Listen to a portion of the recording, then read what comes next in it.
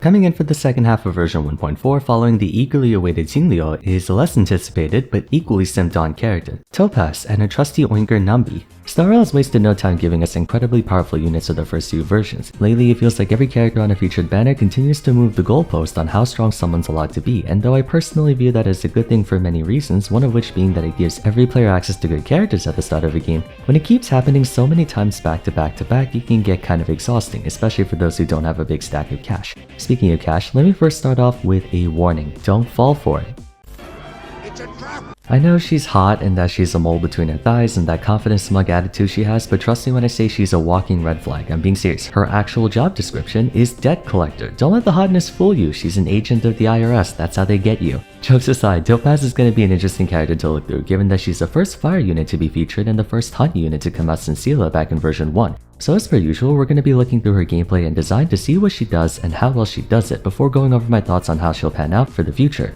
Topaz will be taking a very different approach to DPS compared to Sela, which depending on how you look at it can be seen as a good or bad thing. Despite being a hunt unit, she's actually very follow-up oriented, which you would normally expect from erudition units like Himeko, Jingyuan, and Herda, at least until Topaz came out, and similar to Kafka, she excels in a certain type of gimmick. Seeing as we have yet to acquire a widely used fire attribute damage dealer, unless you're one of the rare few who managed to get Himeko, that is one reason to pull for Topaz, although if you have Silver Wolf, necessitating a specific element for the sake of weakness breaking isn't as high in demand.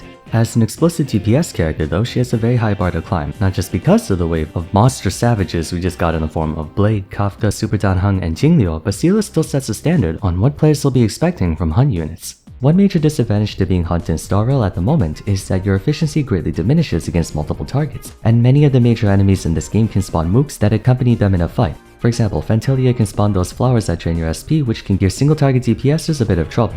Sela can circumvent this thanks to her turn refresh, while Blade, Kafka, Super Danheng and such have blast attacks that damage everything, so they're powerful against one or multiple. Sadly, Topaz doesn't have any way to handle clusters of enemies. She's only single target. However, the damage you can pump out on her with the right party and rotation is extraordinary due to the way she deals damage. Her basic attack is a standard fire attack, but with the passive traits Overdraft, it causes said basic attack to count as a follow-up, which raises a lot of interesting questions on how you can increase the damage of this move, namely in Storm Disaster. Her skill calls Numby to deal fire damage to an enemy and cause all follow-up attacks against said enemy to be greatly enhanced, by 1.5 times at rank 10 to be exact. That's an extremely serious amount of damage augmentation just by itself. In addition, one enemy on the field will always be debuffed with this effect at all times. Speaking of which, the skill damage itself also counts as a follow-up attack, so when you see 150 attack, it might as well be 225 attack at rank 10 by default. 225% is pretty standard for skill damage, but that debuff enables her to increase the strength of other follow-up attackers, so even though she's a damage dealer, she has a similar trait to Kafka where she can scale her entire team's pressure if you build accordingly. As for her ultimate, she buffs Numby's next 2 attacks to have their base damage increased by 2.5 times and crit damage at 25% at rank 10. When any target affected by her skill gets struck by a basic attack, skill, or ultimate, Numby's action advances forward by 50%, and with the passive trait's technical adjustment, Numby generates 10 energy for Topaz whenever he attacks while in this buff state. Seeing as how her entire kit revolves around follow-up attacks and her entire ultimate banking on her pet piggy, no pun intended, what exactly does Numby do? A lot of freaking damage. In a similar fashion to Jingyuan's Lightning Lord, Topaz fights alongside Numby, who attacks on its own every so often for a portion of Topaz's attack. Her final passive trace increases their damage to enemies with a fire weakness by 15%. As opposed to Lightning Lord who can deal more damage based on how many times Jingyuan uses his skill and ultimate, Numby has just one attack, which means you don't have to stress out about refreshing Topaz a bunch of times just to meet a quota. That being said, she's balanced around needing to get as many empowered Numby attacks as possible. Going back to her ultimate, it significantly buffs Numby's damage output and attack speed, but only for the next 2 attacks, so the idea is to use her ultimate every 2 Numby cycles. Moreover, you want to ensure that Topaz's skill debuff is on the enemy you want to hit, since that's who Numby will be targeting. So there is a fair bit of micromanagement you have to keep in mind, but a tad bit more consistent and I would say forgiving than Jingyuan. I'm gonna be honest with you, I feel like this kind of playstyle is very gimmicky. Not that having a gimmick is a bad thing, but it can make for a rather awkward playstyle and subsequently an acquired taste. One big reason I think Jingyuan is a grade below other damage dealers is that his power is locked behind an external entity, which is a few downsides. For one, Topaz isn't a good auto battle unit. You can make fun of the casual gamers all you want, but a lot of players prefer to auto battle through most of the game, only choosing to play manually against endgame content. In Jingyuan's case, Lightning Lord needs at least 6 or more hits per action to get 25% bonus crit damage. In Topaz's case, you need to make sure Numby's hitting the target he should be hitting, so there's gonna be a control issue here. For the actual practical effect, offensive synergy can be kinda stunted. Since Numby is a separate entity, you can't buff him directly with non-stat based offensive support. For instance, you can't refresh Numby with Bronya to have it attack right after it just attacked for fast burst damage. Like I said though, controlling Numby is a bit more manageable. The three main conditions you have to meet are 1. Have a fire weakness on the target of interest, so if they don't have one already, just bring Silver Wool. 2. Spam ultimate as often as possible for super bacon damage, and 3. Target the correct enemy.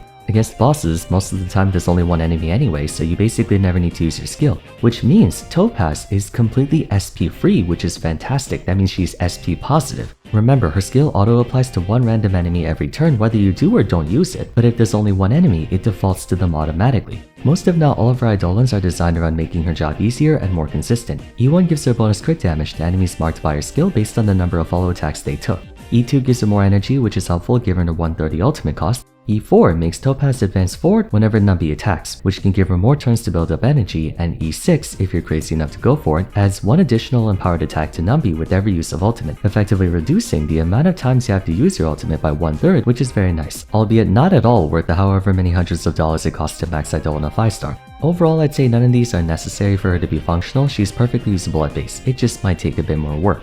Now, she does have one other niche that can appeal to players, especially lazy ones like me: her technique. She basically calls Numby out to wander the overworld with you, and it will automatically search for basic treasures and other trotters in a set radius. Also, using her technique before entering battle will have Numby's first attack regen 60 energy for Topaz one time only. And one other perk is that if you use her technique before battle, after you win that battle, you get more credits, although you can only get a maximum of 10,000 per real life day. I mean, hey, money's money. But wait, there's more. If you use the technique in Simulated Universe, you get more cosmic fragments and even a small chance to get a random curio. Typically, blessings are better than curios, but some curios are super valuable to have, especially in Swarm Disaster, where you're going through a lot more rooms per attempt, and stuff like Omniscient Capsule and whatnot can be a godsend. This has to be the most interesting technique, but a fantastic quality of life one that honestly makes me feel like Topaz is more of a support character than a full-on DPS. Combine that with her skill increasing follow-up attack damage, I'm starting to think her status as a hunt unit is not really in terms of playstyle, but in terms of her single target application.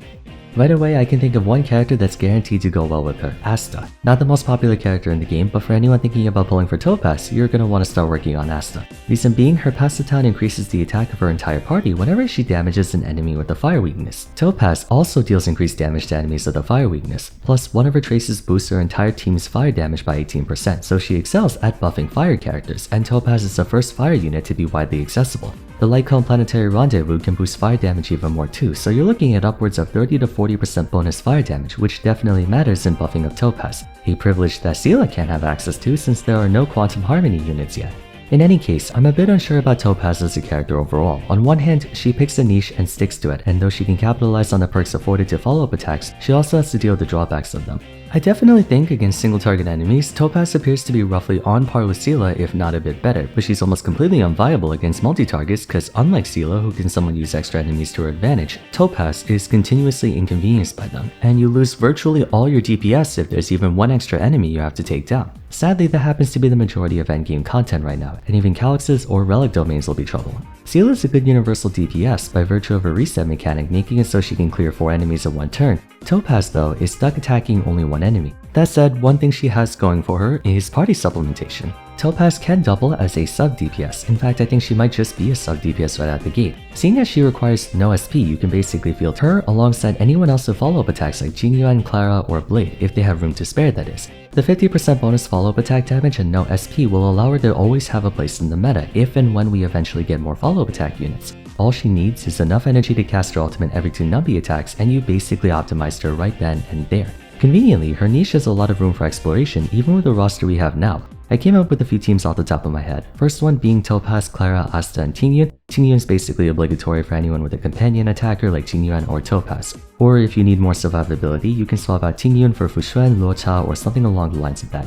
And if they have no fire weakness, then you can swap out Asta for either of them. Clara can be substituted by anyone with follow-up attacks. If we're being optimistic just by looking at numbers, I think Topaz is as strong as Seele at worst if we go by single target pressure. Her damage floor is better on account of having more ways for you to elevate her strength at base, but since Seele is a hyper carry, she can go a lot higher. Although it wouldn't be very fair to compare the two by DPS in light of Topaz having synergistic aspects to her kit. It would honestly be more appropriate to compare her to Kafka, since her contribution indirectly hinges on if you have other sources of follow-up attacks. Starro seems to be a lot more consistent and thoughtful with their character balancing than Genshin, seeing as how we haven't gotten a single quote-unquote bad 4 or 5 star from event banners besides maybe Luca, and even then he has a comfy spot with Kafka. But realistically, after we just got a ton of top tier damage dealers, I would say only pull for her if you like her. For those concerned about meta, you can probably wait until her rerun if there's an overpowered follow-up attack unit in the future. Just be sure not to forget, she's a tax collector that works for the Starro universe's equivalent of the IRS. Don't let the hotness cloud your judgment, it's a trap.